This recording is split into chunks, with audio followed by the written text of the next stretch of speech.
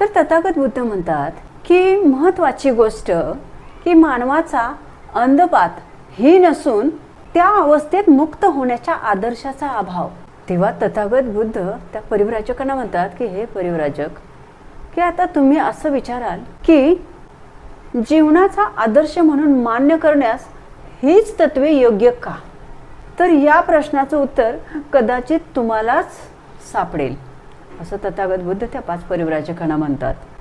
कारण की जर तुम्ही स्वतःलाच असा प्रश्न केलात की जर ही तत्वे व्यक्तीच्या हितासाठी आहेत काय, किंवा ती सामाजिक हित साधणारे आहेत काय, आणि जर या सर्वच प्रश्नांना तुमचं जर उत्तर होकारात्मक असेल तर माझ्या विशुद्धी मार्गाची तत्वे जीवनाचा खरा आनंद म्हणून, खरा आदर्श म्हणून मिळण्यास लायक आहेत असं यावरून सिद्ध होतं असं तथागत बुद्ध त्या 5 परिव्राजकांना म्हणाले.